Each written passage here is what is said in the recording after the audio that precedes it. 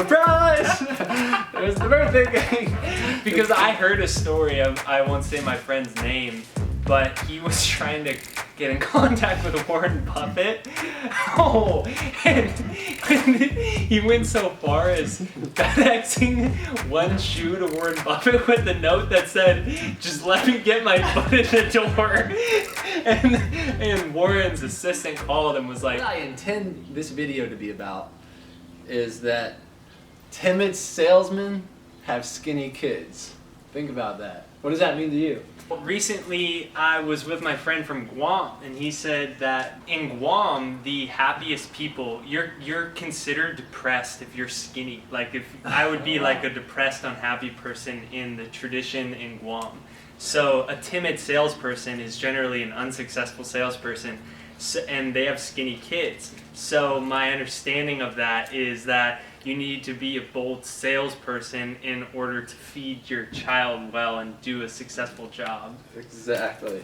That's great. So you get it. So just in case that when someone else was missing out, Jake did a great job of charismatically conveying that message. That's cool about Guam. I never knew that. They say that because the larger the stomach is, it means that there's more children that can hug the stomach at one time. Oh man. And this we could go down a different rabbit hole now. We could go to I think in the past, and especially a lot of cultures, still, the heavier set women are more attractive. Yeah. Like skinny women, they're like malnourished. And isn't that funny how in the United States that like what we sometimes as a culture praise as the epitome of what a woman should look like? In other cultures, they would think this woman is sick. This woman needs help. Yeah. They would definitely do that. But anyways, about sales. yeah. That's a different video. Are you engaged? The reason I bring this up, especially with you, is because your whole story that you probably speak about, just knocking on the door of the publisher, right? Just went directly to the door. In this age of where everyone is doing email and text messaging and Facebook corresponding, you decided to walk up right to the publisher's door and knock on his door. Yeah, to correct, it was my literary agent. In the publishing world, an author has a literary agent who has tight relationships with publishers, and that's how you get a contract, is through a literary agent. 9 out of 10 authors that are, if they're published authors opposed to self-published, they have a literary agent. And yeah, I sent an email, and they did. I'm good. I'm happy. Sent an email, didn't get a response. Someone told me where he lived, so I went to his house with flowers and a handwritten letter and a print of my manuscript. And flowers. I can't tell you how many times. Who told you to do this? I was really nervous, and I was like almost psyched myself out, so I went and got flowers because I thought it'd feel less invasive if I had flowers.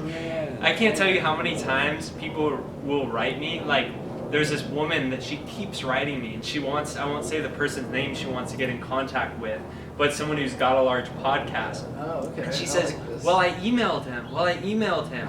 And we think now today that means that you sent one email. That means you deserve it. Wow. But everyone sends one email, Yeah. And if you're really busy and you're operating in a successful company, everyone emails you. There has to be a way to be a successful salesperson and make your child fat. What you have to do is you have to be able to go above and beyond our natural ways. We live in a society that makes us timid. We live in a society that has us be in a certain parameters of what's an acceptable way to approach someone, and what are the limits in which you can risk and go for a dream or something that means a lot to you or your family. Yeah, that's great. I mean, that is it's so important, because before this video, and I think just thinking about Jake, I was about to do this interview with them, we were at the thrift store. Actually, Dinah is getting some furniture, and right across the street, ironically, from the thrift store is GoPro. It's a $1 billion company. And at first, we were getting the girl we're working with to email GoPro. And how many emails do you think GoPro it gets from people. I mean, so long story and short, from qualified people, I'm yeah, sure, yeah, too. like they are everywhere. They might not. Oh man, I'm sure they're doing a pretty good job of handling emails at this point, but it's easy to probably let them slip through the cracks. And you're right, an email doesn't distinguish you. So I was like, we'll walk right over there, and because it reminded me of Jake's story. I was like, let's just go meet them real quick, and I walked right in, and yeah, it maybe nothing big happened right there in that moment. But I think in order for the moment for Jake for that to actually work out, you have to continuously, because it's not just once you get to the level of like distinguishing yourself, going face to face with someone, there you still might need to do that with multiple avenues. Like Yeah. not everyone gets lucky, is like fortunate that very first time. Yeah, that it works well. I mean, I think specifically in the industry of books, everyone wants their favorite author to be their mentor, you know, like everyone says that. And what does everyone do? They send an email. But if you're a New York Times best-selling author, you're getting 1,000 people probably a week that are writing you and saying, hey, want to get coffee? That's like, if somebody writes me and they say you want to get coffee, it's the most unoriginal thing that you could say. Okay. You know? And That's if true. you want the way I got Jack Canfield, who created the Chicken Soup for the Soul books, like everyone wants Jack to mentor them. I got Jack to mentor me because I drove 3 hours and purchased a ticket for way more money than I would ever purchase a ticket for, because I knew I would never reach him through email. What was the ticket for? Like He was emceeing a charity event. Oh, okay. Cool. And so I bought the ticket, and most I could afford was being on the top level of a 2-story event with 500 people there. Oh, wow. Okay. And because I knew I would never. The more successful you are, the harder it is to just reach someone through email. And even if you can reach them, there's 30 other people that are just as qualified as you. So Jack, he wrote the foreword to my last book, and I developed that. People always say, how'd you develop that relationship? I developed it because I went out of my way to purchase a ticket that was a stress on me at the time to even purchase. And I showed up in person, where you can distinguish yourself and your passion and your authenticity in a way can't be distinguished ordinarily through an email of, hey, want to get coffee? Or, hey, will you mentor me? Now that I was not sure if I was gonna bring this up or not, we couldn't leave in the video or not. But remember how we met? Yeah. How you reached out to me in a weird way too, like weird. Yeah. Not weird necessarily in a negative way. It was just different. I remember at least a lot of people have reached out to us, and I remember yours was unique. So tell us about that one. Why it's surreal. This is why we're here. You might need to. I think when I originally hit you up, to tell me. I think I created a rapport because I think I told you in the ways in which you had inspired me, right? Yeah, there's something about you were mentoring, but it looked like an email you sent not generically, but like to a group. I think you said it, like, I'm getting this guy to mentor me and this guy to mentor me, and I'm reaching out to these more, and you're one of the people I'm looking to mentor. Do you remember that? Is that what it was? I don't remember exactly how I. Smart. I'm thinking about it. Because I reach out to a lot of people. I get reached out to a lot, and I reach out to a lot of people. So finding a strategy that distinguishes you from the average person is super important for people in business and life. And keeping it as short as possible. If you're trying to reach out to someone, and when somebody sends you something and it's 7 paragraphs, and you open it on your phone, now I see and those you can't conversations even going. scroll through the whole thing, and you're like, okay, this person has no idea. Like, I don't have the time to. There's 30 other emails in my inbox, and I'm trying to write a book right now. This is all the words that I need to write for my chapter, and the filter automatically comes up in someone's head. So I think a general. So you're saying when you see that long story, it's like I'm over. I know that it's not somebody that That's I'm. good. That's good. So And if you're trying to reach out to whether it's me, him, or the people we reached out to, or the people they reached out to. It's probably, according to this theory, and I agree, we both agree on this, it's not in your best interest to make it a book. If they want to know more of your story, they'll ask. They'll say, that's cool, what happened there? Okay, all right. If somebody writes me a whole story about themselves, and then they ask me in the last sentence to get coffee, what's going to happen at coffee? They're probably going to talk about themselves for the whole time while they're high on coffee, which means it's going to increase. No, you're right. So that's good. I'll write at the beginning of emails, I'll say, dear so-and-so, I know your time is very valuable or you're very busy, so I've made this readable in 60 seconds. I'll make that the very first sentence. So they read it and they say, I like that. It's like the projection. I mean, the prediction. Like, this is not going to take longer than 1 minute. yeah, because if you're somebody that's super busy and you're getting that many emails, it's not even that you don't want to meet everyone. I love people. I want to meet everyone. Amen. It's just that if you answer everyone's beck and call, you can't get done what you feel you came on earth to accomplish. And so if somebody says, this is in 60 seconds, you know, okay, this person respects my time. 60 seconds, what's 60 seconds? And then I do 1 or 2 lines that introduces who I am. If you can't say in 2 lines, really brief who you are, then figure out how to do it in 2 lines. And then ask her what you want clearly. Saying, I want to get coffee isn't clear.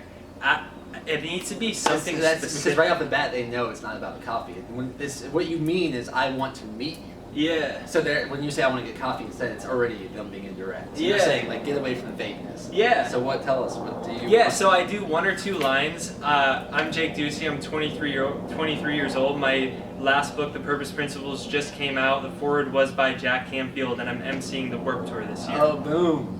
2 hooked. sentences. I'm hooked. And then the next, like, Jack if I Canfield, wanted the something. Warped Tour. Who the heck is this? And if I wanted Dang! And What's if I going on wanted with this noise? Hold on 1 second. Jeez, where's that one even at? Recently, I emailed Ariana Huffington, which was a total long shot. That's like the busiest person I could email. And I wanted to interview her. And so I just said in 1 sentence, I said, I want to interview you for this. So she knows exactly what I'm asking for. If you're trying to develop a relationship with someone because it's a business opportunity, just tell them you don't need to say, I'm looking for you to invest $25,000. I have this opportunity that I think would be beneficial to you because 1 or 2 sentences. Oh, that's what you would say? You would say that? Yeah, right? if it was whatever it may be. Okay. Yeah. People always end emails and they say, thank you in advance. Thank you in advance for what? That was weird.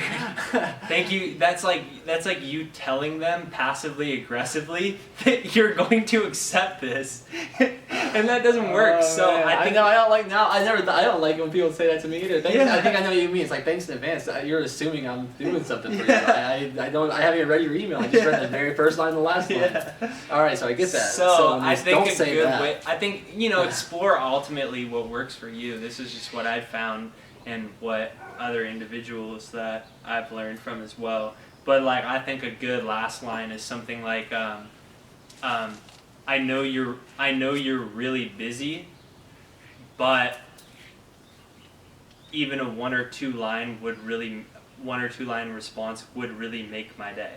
Oh, all the best. I like that. Instead of thank you in advance. Oh man, yeah. Now I think about it, if I saw this email, I'd be so much more intrigued to reply to it. And they're super professional. If you're inquiring about some type of potential business relationship, sponsorship, even an interview, and somebody's formatted something and said everything they need to say in 3 lines, in 5 sentences in those 3 lines, and they got a whole gist of what you're about, where someone else writes 7 sentences in a paragraph about themselves, and 4 of the sentences don't say anything except for that they really like this and they really like that, and one other person in a couple lines does it. It's showing how professional you are, and how efficient you are, which of course, if there's any type of business relationship, a sponsorship, you need to know of the person that you're investing time, resources, or anything into, that they're going to be efficient, they're going to be professional, they're going to be grounded,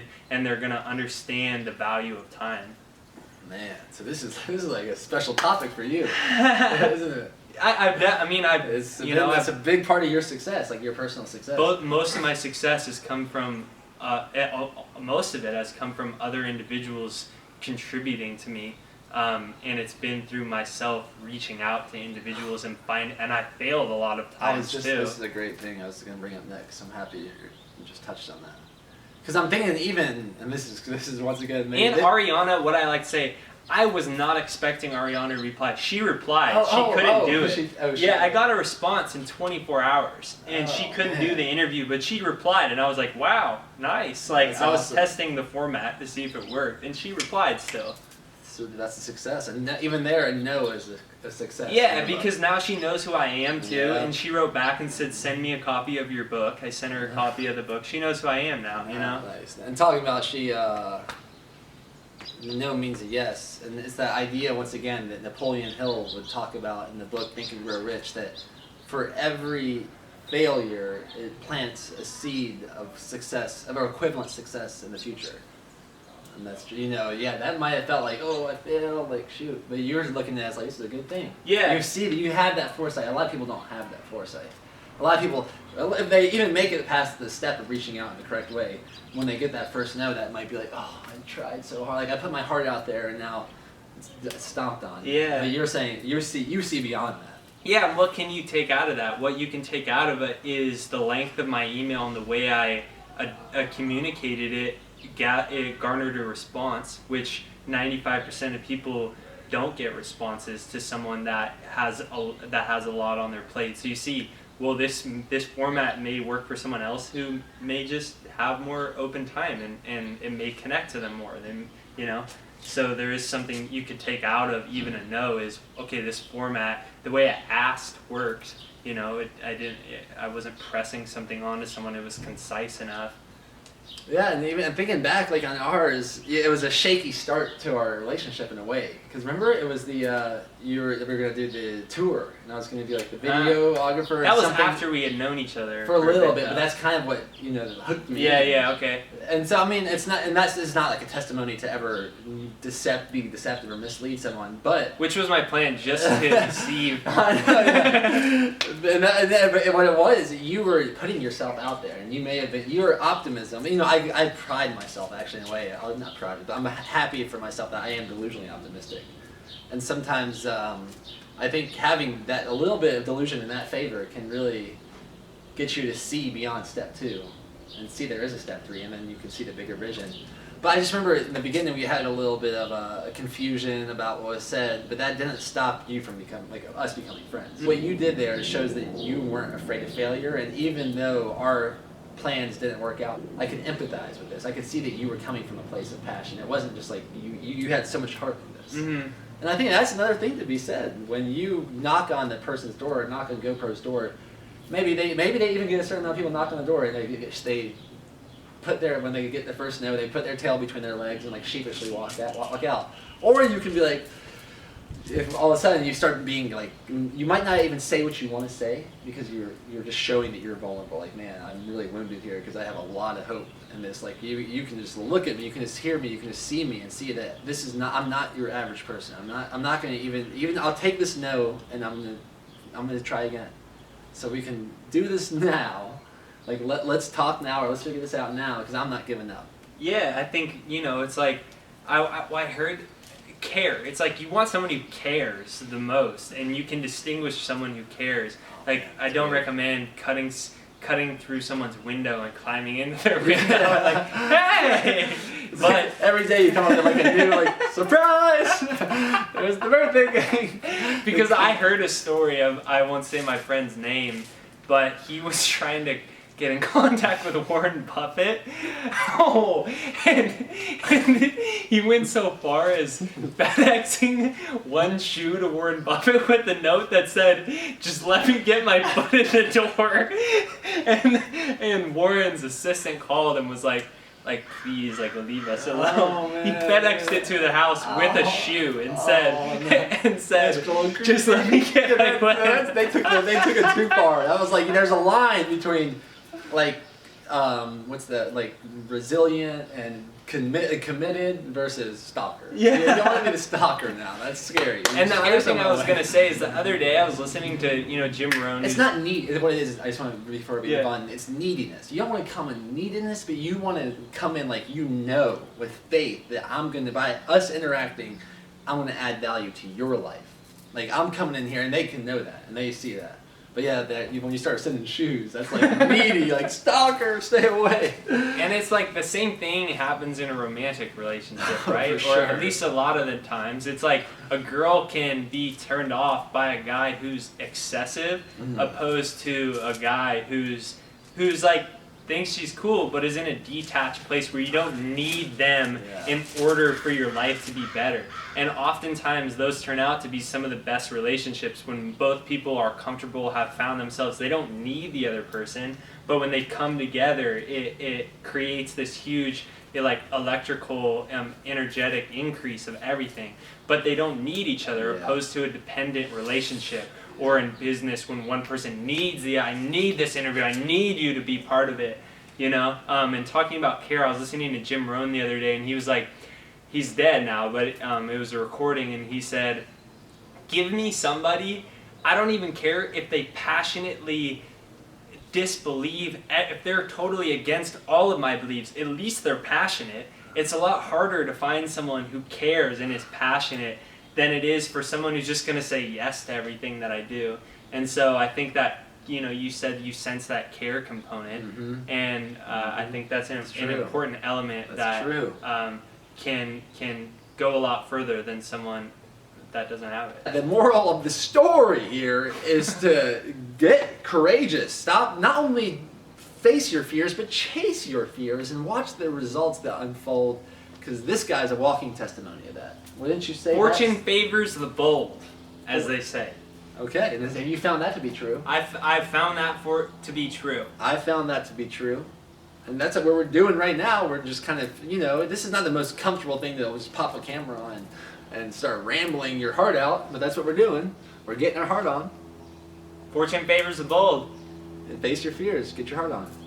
If you like this video, then like it. Come on, guys, let's get congruent with our social media clicks.